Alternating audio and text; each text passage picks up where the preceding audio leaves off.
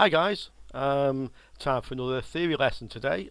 In this theory lesson we're going to be looking at the first of the semiconductor devices, and this device is known as a diode. Again, this is a very common electronic component. We find it in all sorts of devices. So I guess the first question is, what does it do? What does a diode do? What's special about a diode? Well, let's go back to our usual analogy of a water pipe. So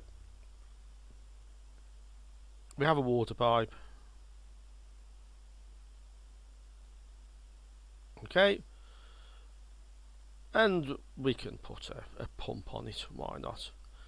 We've got a pump, and the pump's pumping water down the pipe like so, and halfway down this pipe is a valve. So effectively it's a metal flap with a rubber seal, and it sits like this, and when we turn the pump on, so we have pressure here, the water pushes against the flap and basically lifts the flap up, When you get enough flow, the flap is now sitting up here, So you've now got this.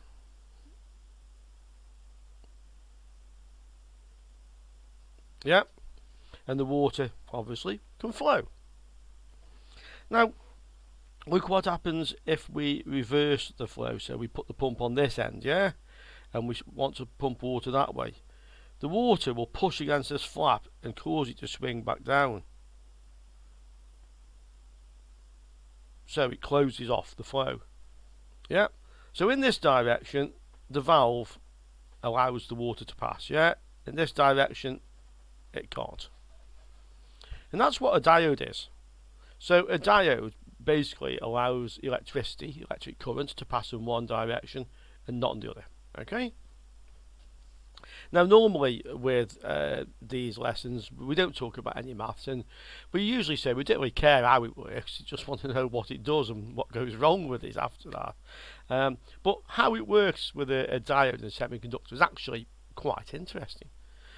So I'll just briefly explain how it actually does what it does without getting heavy into the theory. Okay. Well, so basically diodes these days and semiconductors, and for that matter, what's a semiconductor? A semiconductor is neither a conductor nor an insulator. It conducts electricity, but not perfectly like a metal. But it has certain properties which are not an insulator. In certain cases electricity can pass and certain can't. Generally speaking, semiconductors these days are made from silicon. Okay. And this is where we get to talk about atoms. So the silicon atoms, each one has around it 4 electrons. Okay? In the outer shell of electrons, there's 4 electrons. We're only interested in the ones in the outer shell. And there's 4,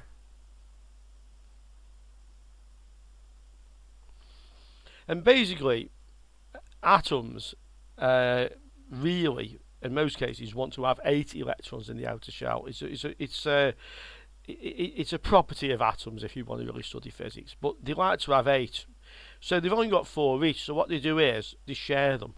So effectively, 2 atoms will share the 4 each, and they'll kind of like swap backwards and forwards between the 2.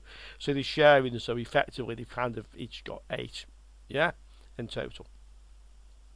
This is the nucleus, by the way, in here, as I've just drawn. This is the silicon nucleus, So silicon itself is actually a pretty damn good insulator. Just put some more over here so you can see what's going to happen. Put a few more silicon atoms over here. If you don't want to know how it works, you can always skip this, but I think it's interesting. Okay. And these are the nucleuses again in the middle, So everybody's sharing an atom with everybody else, sharing electrons with everybody else, and we're all happy, and it doesn't really conduct electricity.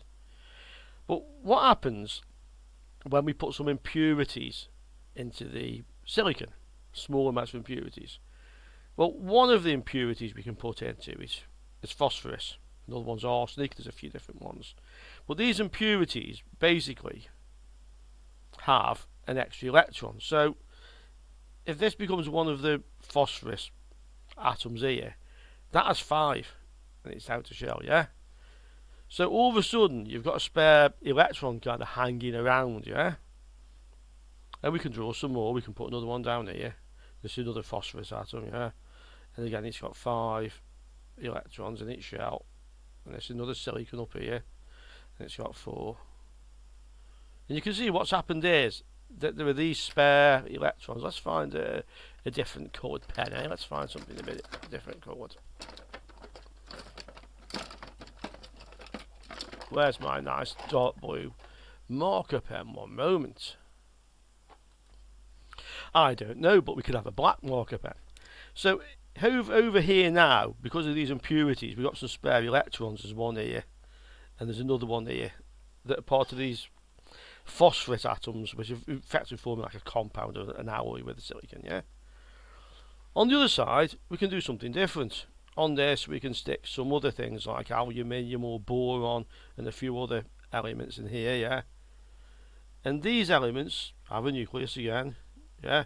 But they only have 3 electrons in the outer shell, yeah? So again, when it forms this alloy, you've got all these silicon atoms of 4 and some of these boron we'll use with 3, yeah? So effectively there's an empty space where another electron should go in this crystal lattice structure, yeah? There's empty spaces, there's holes. There's a hole here. There's a hole here. And while we're at it, let's change this atom to a boron atom, and now all of a sudden we've got another hole here because there's electrons missing. So you end up with impure silicon on one side that's got spare electrons, and this is called N type, yeah? And on the other side of the junction, this is the junction where the two join together, we end up with impure silicon that's got electrons missing. This is P type. We know electrons are negative, yeah? So when an atom effectively has got one less electron, the nucleus being positively charged, it becomes a P type. So we can consider this to be kind of positively charged and this to be negatively charged silicon. That basically is our diode. What happens if we connect a battery? We'll connect a battery down here. Let's have a battery. Okay. This is the positive end. And we connect the battery like that. Yep. What happens now? All these spare electrons, yeah, will be attracted to the positive end of the battery, so they all move to this end of the diode basically, and they all hang around there because you're attracted to this. All these positively charged holes, yeah, move and hang around here, okay, because you're attracted to the negative side of the battery. So all the electrons that were free have gone that way, and all the holes that are free have gone this way, and there's nothing to conduct, yeah? But what happens if we connect it the other way? It's your battery again, Duracell, eh?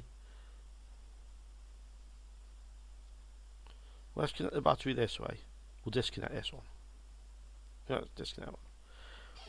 What happens now is, from the negative end of the battery, more electrons come in here, and we start getting more and more spare electrons over here, yeah?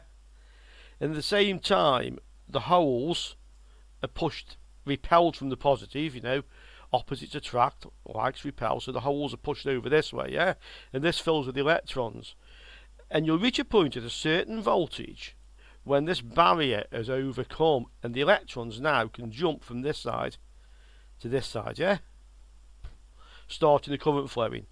Electrons are pushed out of this end to the positive end of the battery now, yeah? And effectively, new holes are formed. As the electrons move through, they jump into the hole and jump into the next hole and jump into the next one. They kind of like do a sequence of hops through these holes and back out.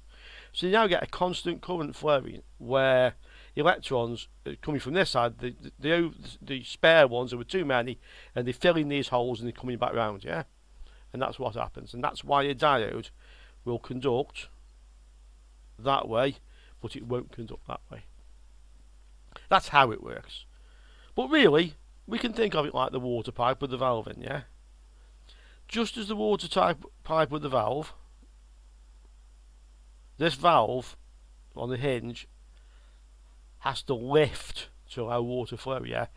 That takes a certain amount of pressure. If the pressure here is very low, it can't lift the valve, yeah? And then once it reaches a certain amount, the valve starts to lift, yeah? And as the water starts flowing, it pushes this flap even further up. A bit like a dam. When you get a small hole, it breaks through and starts effectively making a bigger and bigger hole, yeah? As the water comes through. So it takes a certain amount of pressure to lift this valve. Pressure in water is voltage in electricity. So it takes a certain amount of voltage to overcome this barrier. That's all you really need to know about diodes. That's a bit more than you need to know. I just thought it was interesting. Okay, so let's have a look at a few diodes. We have these are no, let's not have a look at a few diodes. Let's talk about types of diodes first and how they're rated, and then we can look at some. Right. We've talked about a diode and the way that it works, yeah? So we'll just draw a graph like this, yeah? This is current, yeah? Current flowing. From 0 upwards, yeah? And if you like, this is current flowing the other way, yeah? This is current flowing one way, or current flowing the other way, to positive or to negative, yeah? Right. Our diode initially is like a closed valve, okay? And until you reach that voltage enough to lift the flap, enough to bridge that junction I showed you, it will not conduct. And then what will happen is it'll start to conduct as it starts to open up the valve, yeah? And once it gets the valve open, the current will very rapidly increase. Typically for a silicon diode, the voltage, this voltage,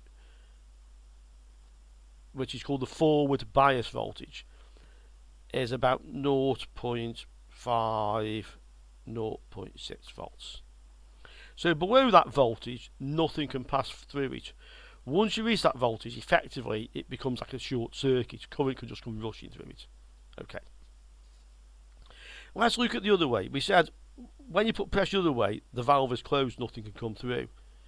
But it leaks a little bit. In fact, although you think the current was 0, as the voltage becomes more and more negative, this is positive, this is negative, yeah? It's actually, in the real world, it will leak a little bit of current. In the ideal world, the current will be 0. In the real world, actually a very small leakage current flows, but it's picoamps or microamps, it's extremely small, yeah? And you'd expect that to stay the case as you increase the voltage. But just as that flap on that valve in the water pipe, yeah? If you put enough pressure on this side so that the flap's blocked, if you put enough pressure, sooner or later this valve is going to break. Yeah? You'll break it. You'll force it through. You'll damage it probably, and you will just break it, yeah? And this is what happens with a diode. So as you build up the voltage up and up and up and up and up, there'll come a point when the diode can no longer withstand the current in that direction, and it will conduct. And from that point, it will conduct extremely rapidly, yeah? So that's really what a diode does. Okay. Types of diodes. We get signal diodes, yeah? A signal diode is a little diode. It's not passing much voltage or current. And it's used basically a lot of radio frequency circuits and these sort of things. Yeah, this is where you'll find signal diodes. And in any sort of location where you've got, you know, like a circuit track with practically no current, and it might have 5 volts on or 0 volts on. There's no current flowing, sort of very small current flowing, but that 5 volts and 0 indicates whether something should be turned on or off or not. And sometimes you'll want that signal to go a certain route down the circuit board, yeah? And in that case, you would use a signal diode. Symbol for a diode is this. Okay? Is this. The arrow, and often this is kind of like filled in, yeah, it's black. The arrow points in the direction that the current can flow, from positive to negative. Okay? This end of the diode, the lead that has to be positive for it to conduct, is called the anode. And this end of the diode is called the cathode. Okay. So when the anode is more positive than the cathode and above this voltage it needs to effectively turn it on, current will flow. Okay. Now this should tell you something. If we have a circuit, plus volts, yeah, a resistor, a diode, negative, yeah. Once there's more than about 0.67 volts on here, this will start to conduct, yeah. What's the voltage here now? Once the diode's conducting. If you measure the voltage across there, what will you see? Let's say this is 12 volts, yeah. What will you see? This diode across it, you will always see this forward bias voltage when it's conducting. So if you put your meter across here, yeah, and you measure the voltage across those, you will see 0.6, 0.7 volts for a good diode. You will see the forward voltage drop of the diode. There, yeah. The rest of the voltage, let's say it's 0.6, the rest of the voltage 11.4 volts. If you measure across the resistor, you'll see that. And obviously if you measure across the two, you'll see 12. So when a diode's in circuit and conducting, if you measure across it with a voltmeter, you will see that. That's worth remembering because this will help you when you're actually trying to test whether diodes are working or not. Okay, let's have a look at some other sorts of diodes. So, much like the signal diodes, we have rectifier diodes, or silicon rectifier diodes, yeah? This is the same thing as a signal diode, it's just designed to pass more current. It's physically bigger, yeah? But the symbol is exactly the same. I'll show you, I'm going to show you some diodes. Let me get so you can see. Let's zoom the camera in a little bit as well so you can see. These are some signal diodes, yeah, little signal diodes. Just take one or two out there, and let's find a rectifier diode. One I can easily get at. Yeah, these will do.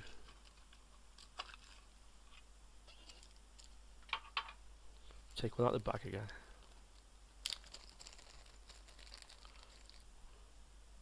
These are through hole. I'll show you some surface mount ones a little bit later. So these are diodes. Right, let's get the camera zoomed on.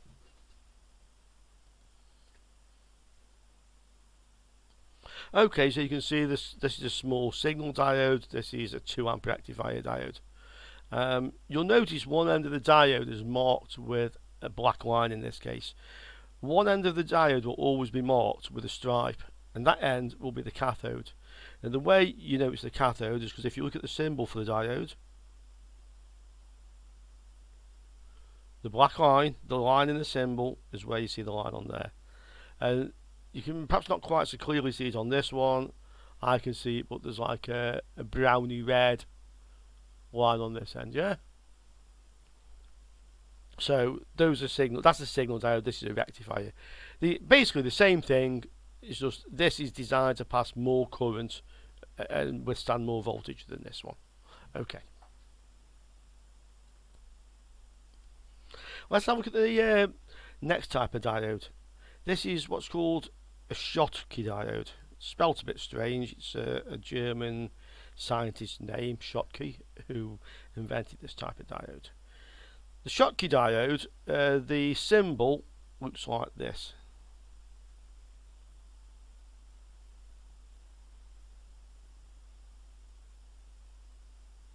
Yeah. You can always think, because that was like a letter S, that's how I remember which way round it goes. But having said that, it's quite common to see Schottky diodes in circuits that the symbol is just like that. Yeah, it's quite common that they just use it. I didn't draw it very good, did I? It's quite common they just use a normal diode symbol. The Schottky diode is again like a rectifier diode, generally designed to pass quite a lot of current, and handle quite a lot of voltage. And the main difference with the Schottky diode is two different things. The first one is that whereas a normal diode, draw a little graph again, no current passes till it reaches about 0.6, 0.7 volts, and it suddenly rises, yeah? 0.7 volts. With a Schottky diode, it's much lower than that. It's normally at about 0.15 volts. So like that flap, that valve, it has effectively takes less pressure to get it to open. It opens much quicker, so it opens at a much lower voltage. That's the first thing about the Schottky diode. The second thing about it is that, imagine this, we've talked about the water flowing down the pipe, yeah? We talked about water in the pipe. And this flap that opens or closes the valve, yeah? Now, if you think about this, it's going to take a certain amount of time to that flap to move from closed to open, and from open to closed, yeah? There's a finite amount of time that when the water flow reverses, a little bit's going to come through to shut this, yeah? And the same's with the diode. So when a diode is forward biased, that means plus minus in the direction of the arrow, forward biased, yeah? And it's conducting. You reverse the voltage and it becomes what you call reverse biased, yeah? So it becomes now reverse biased. This is with the positive on this end and the negative on this end, where the valve closes and it can't conduct. There's a finite time it takes to get from here to here, yeah? And the Schottky diode can do it much faster than a normal silicon rectifier. You do find some diodes classed as fast silicon rectifiers, which are kind of in between, but they're still not as fast as these things, yeah? And this becomes important in circuits which are switching very, very fast. And a perfect example of that is a switch mode power supply, where they run at high frequencies and you're switching very fast, and you need your diode to turn off extremely quickly. If it doesn't, it effectively power will run through it the wrong way around, it will burn it out, or the circuit will not function properly, yeah? So that's important. This is where you often see Schottky diodes is in switch mode power supplies. Okay, next one. And I just had to straighten my camera a little bit there as well. Okay, so what's the next one? The next one is the Zener Diode. Okay. Symbol, I'll draw it there. You could put horizontal or vertical, I'll put it this way. Symbol of a Zener diode is like this. Yeah? And sometimes it's like that as well. Either way up. So, you know, just so don't confuse you, and it could be like this, yeah. A bit like the Schottky, but without the other line forming the S. These are Zener diodes. When it's forward biased, a Zener diode is just a diode. It's just a diode. It drops 0.6 volts or so, and it works like a diode, yeah. What makes Zener diodes important is this property. You know, I mentioned when you reverse the voltage on the diode, eventually you'll reach a point when it breaks down and starts to conduct, yeah? The point at which that happens can be controlled by the amount of impurities they put in the diode. You can make diodes that will break down to very specific voltage, generally anywhere from about 2 volts to about 120 volts, something like that. And this is what a Zener diode does. It's using this property. So you don't use a Zener diode like this, conducting, because it's just a diode. How you use a Zener diode is like this. Positive. We'll come to a resistor again to limit the current. And this is our Zener diode, yeah? The wrong way round, back to front, the opposite way round. And if we measure the voltage here, yeah, with our test meter, once the voltage gets above the point at which this switches on, the voltage at this point from then on will stay constant. So say this is a 6 volt Zener, yeah? It's designed to switch on at 6 volts and conduct, yeah? What will happen is, when there's 4 volts coming in here, there's no current passing. 5 volts, 6. Once it goes above 6 volts coming in here, current will pass, yeah? So if we've now got 8 volts here, what you'll find is, if you put your meter here, between here and here, you've got 6 volts, and the other 2 is there, yeah? You're having 6 plus 2 equals 8. If you increase this to 12 volts, you will see that you've still got 6 volts across here, yeah? But you've now got 6 volts across here. So what a Zener diode does is it basically, once it switches on, it holds this point here at the Zener voltage. Yeah? Regardless of what's happening with this, as long as this stays above the Zener voltage, that will always stay the same. They're used for 2 main reasons. One is where you want a stable voltage reference and a voltage regulator, for instance, where you always want the voltage regulator to give a certain output regardless of the input once it's above a certain amount. The other time they use sometimes as a protection circuit, where you want to make sure that the voltage at a certain point doesn't go above a certain value. So those are the 2 main uses for Zener diodes, and you'll see these. They're a common device. You'll see them a lot, yeah. So that's that one. Let's have a look at a few more specialised diodes now, yeah. Not really so special. LED, light emitting diode, yeah. This one again is a diode, passes current only in the direction of the arrow, plus to minus, yeah. And it emits light while it's doing so. So when the current's passing, it lights up, yeah. The voltage drop, this forward bias, I lost my other bit of paper, never mind. This forward bias, so you've got your current, where you have to reach a certain voltage for it to turn on, yeah, and it suddenly turns on. That voltage there is more than a normal diode. Typically, it's about 1.1 volts to about 2.5 volts, and it varies mainly depending on the colour of the diode, the LED.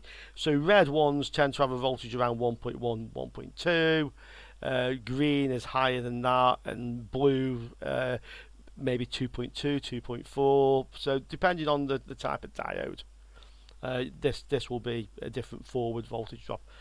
Again, you take a resistor, your LED,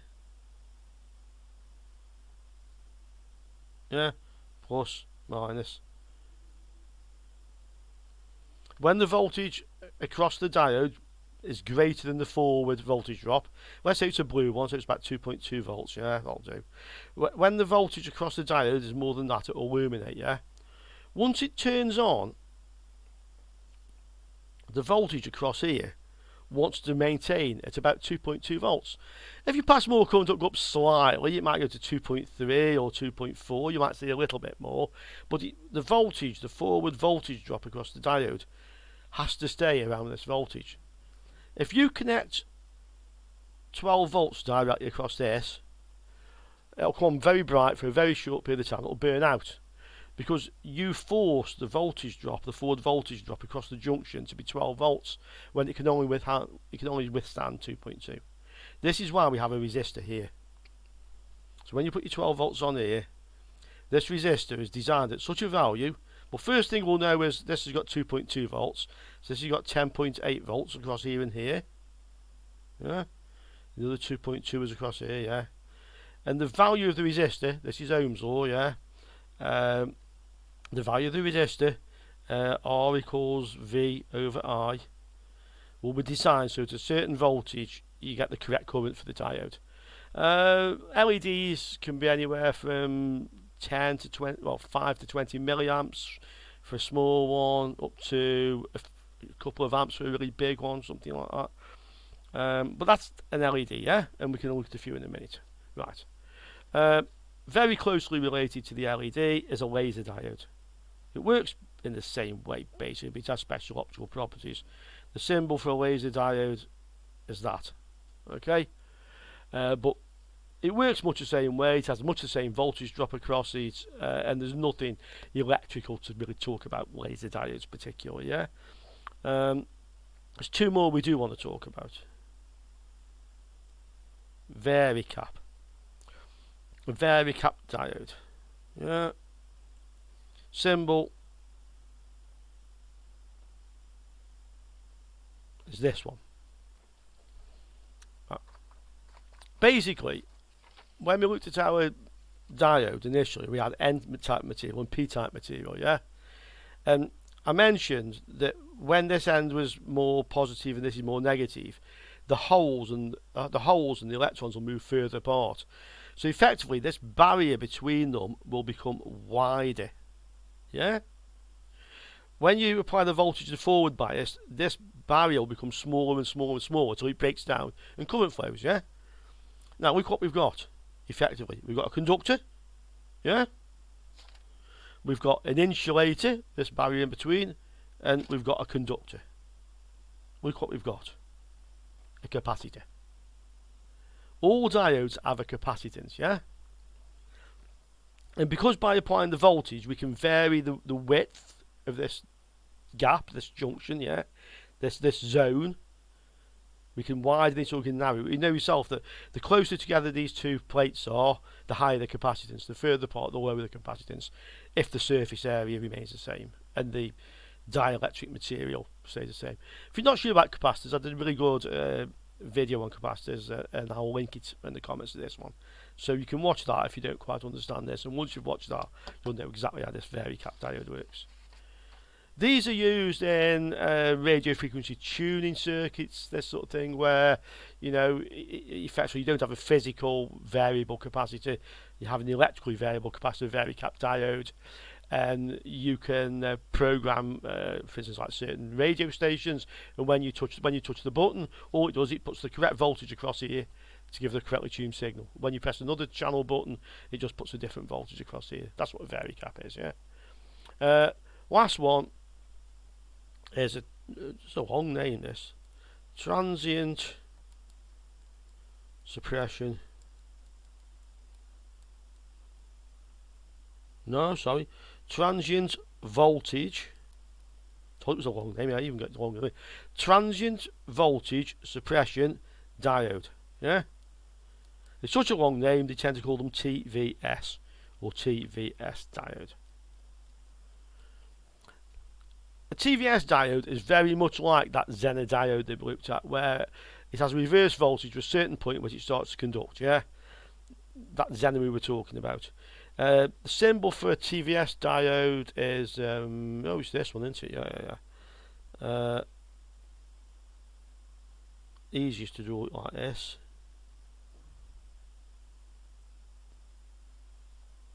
Like this, yeah?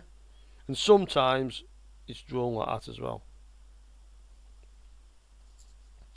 A TVS is kind of like a Zener diode, but it works in both directions, whereas a Zener diode, only when it's reverse biased, it's a Zener. If it's forward biased, it's just a diode. TVS is different. It won't conduct either way until you reach a certain voltage, and then effectively it becomes like a short circuit. It's also sometimes called an avalanche device, yeah? A bit like all the snow sitting on the mountain, and somebody makes a loud noise and it triggers it and the whole lot comes down. Once it starts to come, the whole bloody lot comes down. An avalanche, yeah. Same with this. Once it starts to conduct, it's like a short. It just conducts either way. These are usually used as protection devices for the main reason. They can again be made to work at a certain trigger voltage, certain avalanche voltage, and these are often used, for instance, like on a hard drive or something like that, where you have a 5 volt and a 12 volt rail, and you'll have avalanche diodes on both voltage inputs. So if you put too much voltage in, the avalanche diode will take it. Yeah, it's kind of like a fuse, but it's much faster than a fuse, and often they blow in the same way a fuse does. Almost. A fuse, when it blows, goes open circuit. These, when they blow, they go short circuit. And it's there as a protection device. So normally when that's happened, you have to then correct the fault where you put too much voltage on the voltage rail, and then you have to change these things. So when they fail, they normally fail because they were intended to fail, and they save damage to something else that's more valuable. Yeah. So that's the other one. Right. What else can we talk about? Diodes. How are they rated? Okay. Normal diodes, they have a voltage rating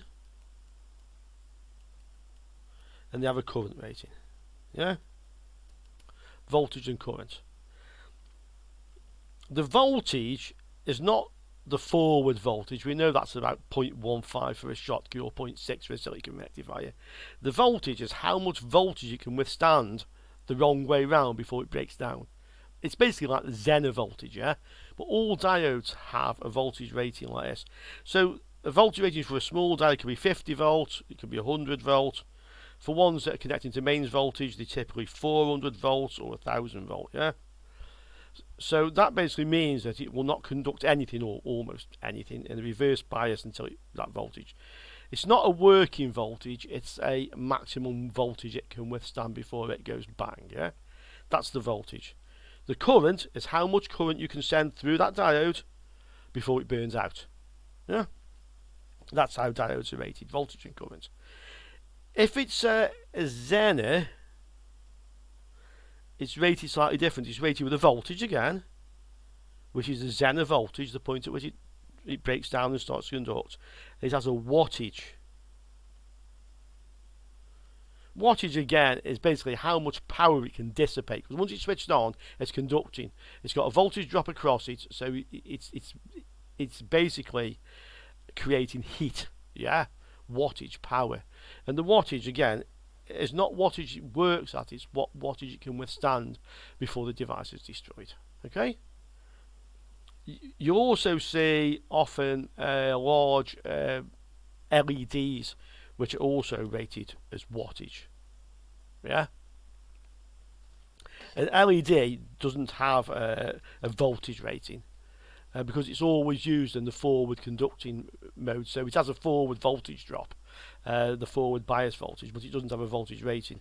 It just has a wattage rating, which is how much power it can dissipate basically before it's destroyed. So that's those. Yeah. Markings. Find another bit of paper. One moment, just find a little bit of paper.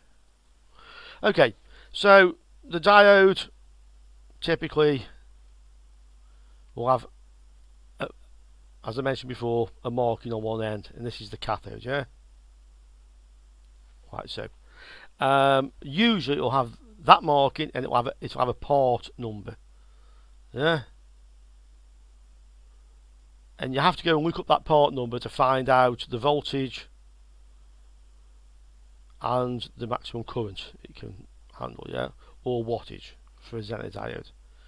So normally you can't just read the voltage for a Zener diode or any of the ratings. You have to get the part number and look up the data sheet to find out the data for it. Yeah. Let me just show you a few diodes now. I'm just going to show you a few diodes. Let's get the test meter as well out. We test diodes by using diode range on your multimeter. I'll show you why. Let's go to ohms range, yeah? And let's get a diode. Let's find a diode. There's a diode, okay. Let's zoom the camera in. Okay, so if we try to test this diode with a multimeter, we said positive in the direction of the arrow towards the black stripe, yeah? I have my fingers on it then. Remember, your fingers will have some resistance, yeah?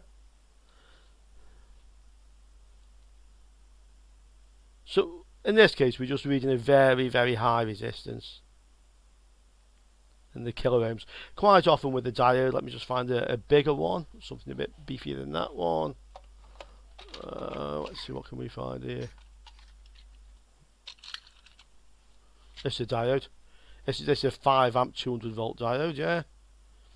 This actually has, if we get the torch,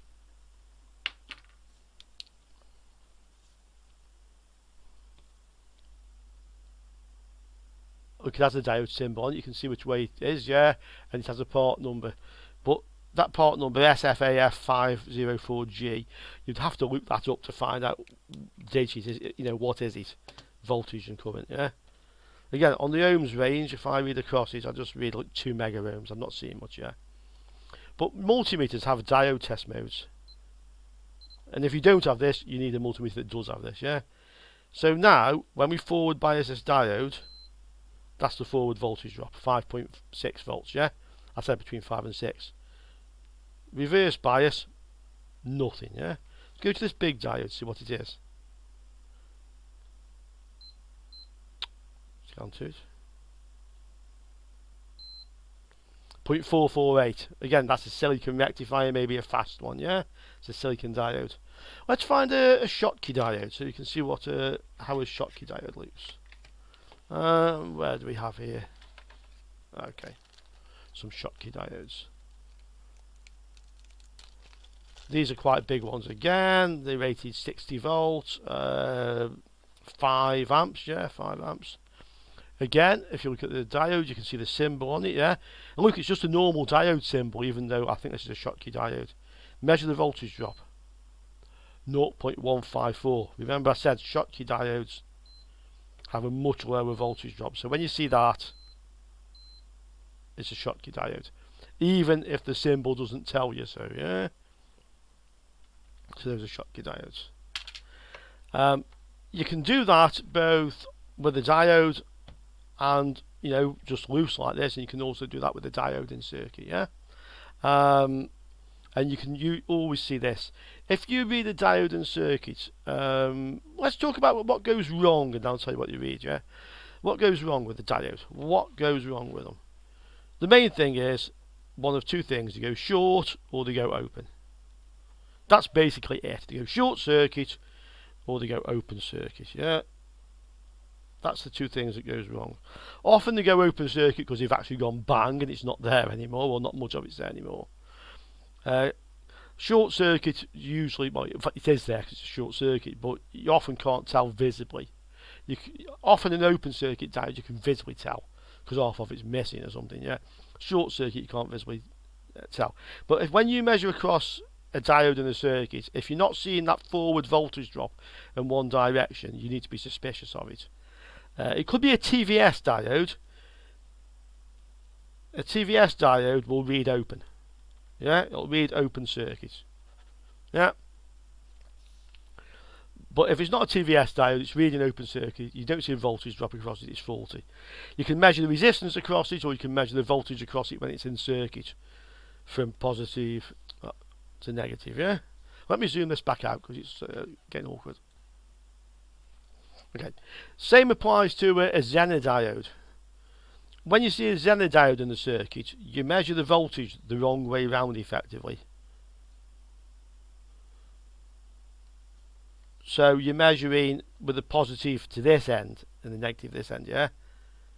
You'll always have a resistor in series with it, unless it's what's called a crowbar, a safety device, which is designed to short circuit, like the TVS is designed.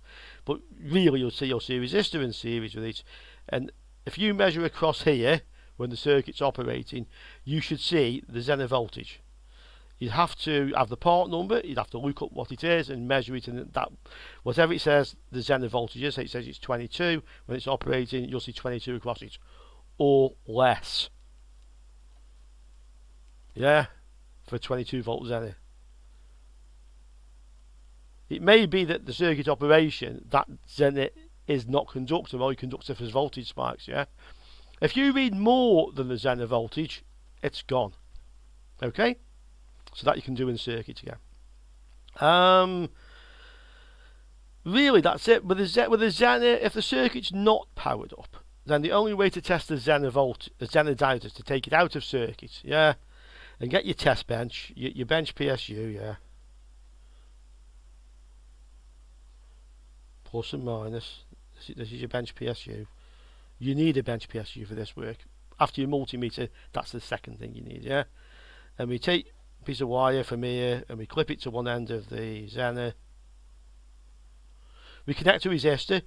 Doesn't really matter. I'd use something like 1 kilo ohm. It's not really important. 1000 ohms good enough, or 470 ohm is enough to test the Zener, to limit the current so it won't destroy it. From positive to here, yeah. And then from here to here, you connect your meter, yeah. Minus, plus, and this is your test meter, okay. You start off with this at variable supply at 0 volts, yeah, and you increase the voltage until this suddenly stops increasing. So as you increase this, you'll see the voltage here increase. At one point, this will stop increasing and this will continue to increase. That's the Zener voltage. You could say, if you're getting smart at this, Rich, you don't need that resistor. And actually, you don't. If you've got a bench supply with variable voltage and variable current, yeah, and you short the two leads together and set the bench supply to give something like 20 milliamps or some low amount, you can just go straight across the diode, because your current limiting here, that's doing it for you.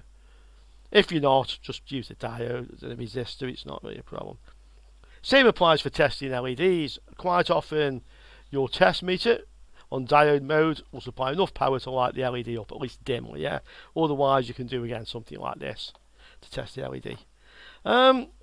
That's really it for diodes. It's possible to have a leaky diode,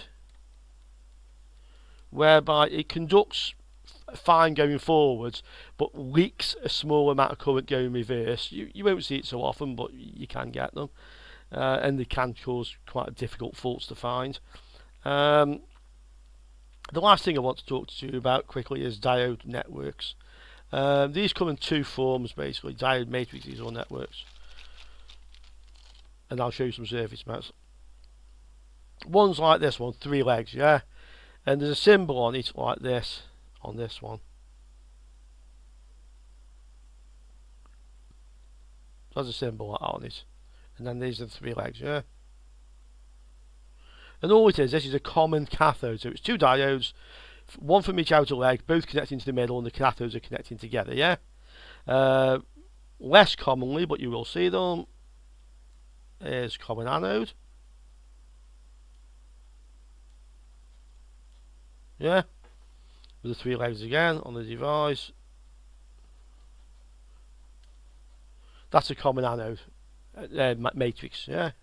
The last one I want to show you of these type of components are bridge rectifiers. Here's a bridge rectifier. Here's another bridge rectifier. Here's another bridge rectifier. Let's zoom in on these and let's see how these look. Okay, so this one has markings on it. It's saying plus AC, and that's all we need to know. Plus AC. So the one end will be minus an AC. Yeah.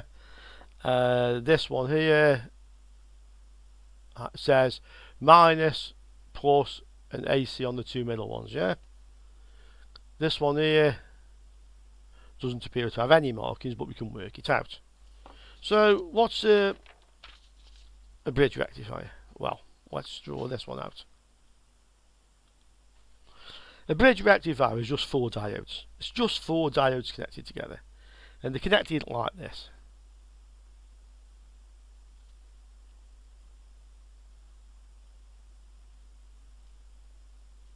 Okay.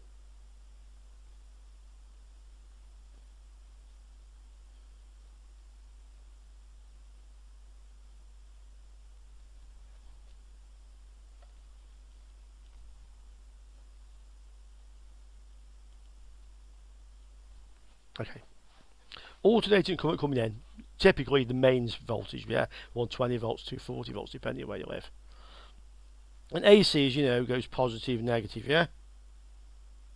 Well, that's a sine wave, yeah. If you don't know, I did quite a good tutorial on alternating current and direct current, so you can watch that one. So basically, when this and this wire, let's say the live and neutral, yeah, when neutral is positive with respect to live, this diode transfers current, conducts current in the direction of the arrow, yeah. So the positive goes up to here, yeah. When this end's positive with respect to this one, this diode conducts and the positive goes here. So positive only goes through to there, yeah. When this end is negative with respect to this diode conducts. And when this end's negative with respect to this one conducts. So negative only goes to there. And basically it converts incoming AC to a pulsed DC like that, yeah. It takes the negative halves and turns them upside down, effectively. So when this is coming in as 50 Hertz, 60 Hertz, your mains frequency, this is 100 Hertz, 120 Hertz, depending on your mains frequency. And that's what a bridge rectifier does. Way to test them, and let's test on this one that's got no markings, because we don't know what's what. We'll take a guess first that the inner two are going to be the AC, but they might not be. They could be one end or the other. I think I've got a diode somewhere. No, that's middle two again. I have seen them sometimes where like AC, and then plus and minus. But usually the middle two are normally AC. So let's stick the positive, let's get the meter on diode mode. Let's stick the positive on one of the middle ones. And let's see if it connects. It goes to that one. Yeah? Let's go to the middle one. That also goes to that one. And if we reverse it, we see nothing.